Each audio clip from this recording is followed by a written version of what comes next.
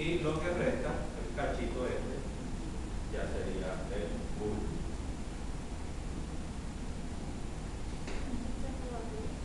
O sea, donde se ven los controles respiratorios y cardíacos, se ven en el bulbo. Y este es el bulbo.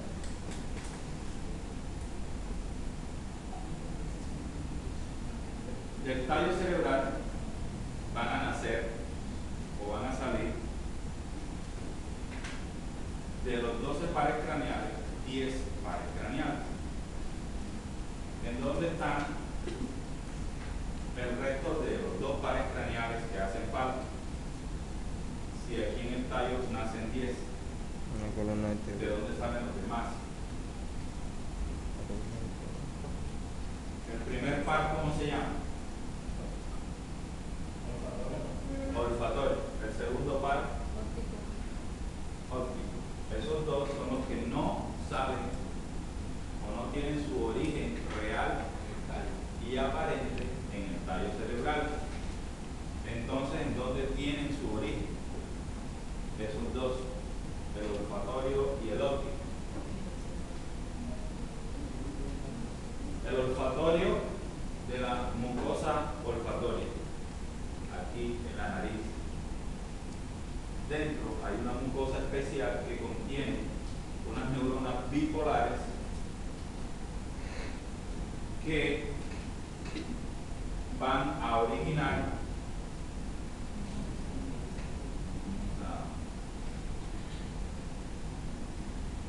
acá adentro, en la mucosa, están las neuronas bipolares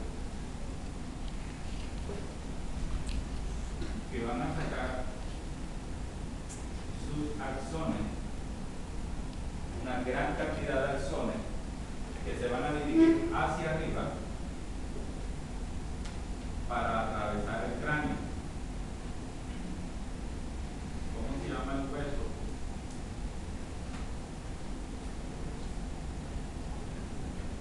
El cráneo. ¿Este hueso cómo se llama? ¿Etmoide o efenoide?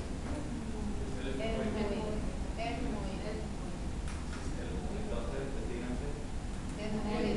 Etmoide.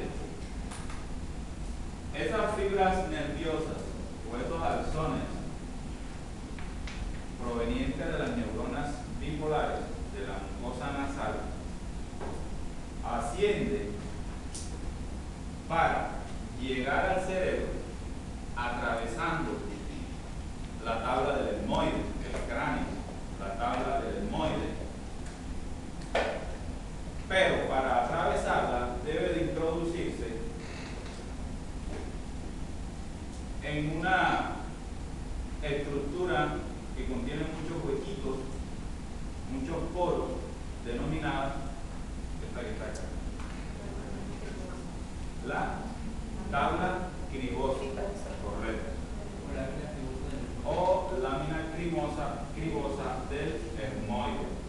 La misma palabra te lo dice, etmoide, hueso etmoide, y que ya sabes. Entonces, haciendo un dibujo de esa tabla cafeína, más o menos así, tiene un poco de huequito. Y ese poco de agujeros o perforaciones tiene su fin, tiene su forma de serse. ¿Por qué es así, con bastantes agujeritos? Porque por allí van a pasar todas las fibras nerviosas procedentes de la mucosa nasal para extenderse o unirse en un bulbo denominado el bulbo olfatorio.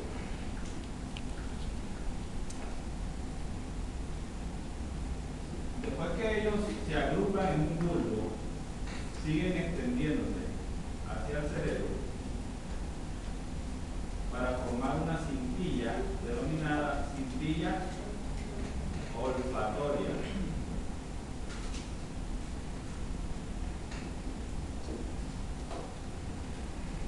Ya. Primero se forma el bulbo olfatorio y después la cintilla olfatoria. Para ti, ¿qué significa lámina cribosa? ¿O qué es una criba? Porque los anatomistas le colocaban nombres de acuerdo a algunas cosas que veían en la naturaleza o se utilizaban normalmente en las casas, en las industrias, etc. La palabra cribosa es una estructura que contiene muchos agujeros. Criba significa hueco, agujero. Un rallador que raya el coco y eso es una lámina cribosa, es una criba. Que anteriormente en su vocabulario extranjero se le decía criba. Vaya y raya el coco con una criba. Acá, criollamente te dicen, vaya y raya el coco en el rallador.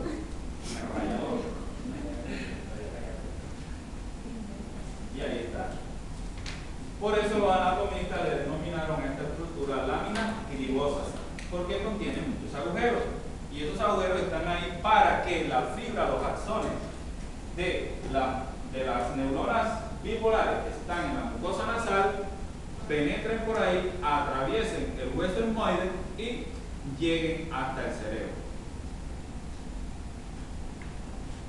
Ese es el primer par craneal, denominado nervio olfatorio.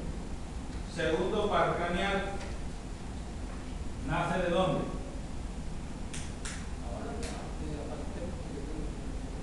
¿De la parte qué? Del ojo. ¿Cómo se llama esa parte posterior del ojo?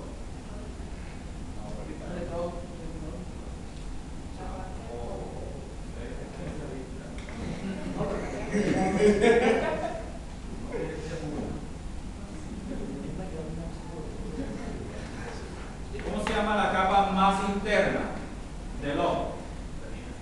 La retina, la que contiene los vasos sanguíneos, la que contiene las células o las neuronas, en este caso monopolares. Allí estarán estas neuronas monopolares, por decirlo así, este dibujo.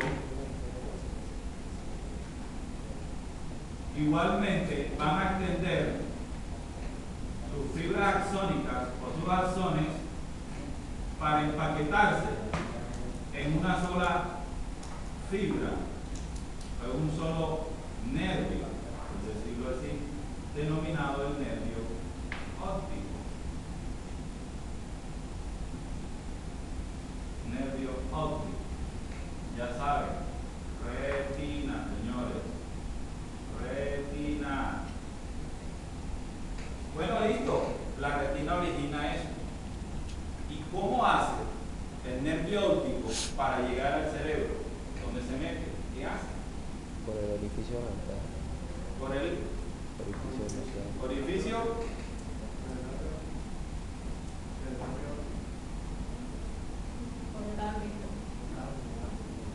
óptico, orbital. por el agujero ¿qué, hombre? Óptico. Por el mandado. No por el mandado. ¿Cómo se llama la bóveda donde está el globo ocular? La pantalla. Órbita. Así es. La órbita. ¿Cómo se llama el agujero? Orificio orbital. Orbital. Agujero óptico. No es fisura. Fisura es eso. Eso es el agujero óptico. Agujero óptico, ya. Por ahí se introduce el nervio para llegar al cerebro. Cada ojo, obviamente, cada ojo hace eso. Pero llega un momento en que estas fibras o este nervio se une con el otro nervio del otro ojo y constituyen estructura que se cruza,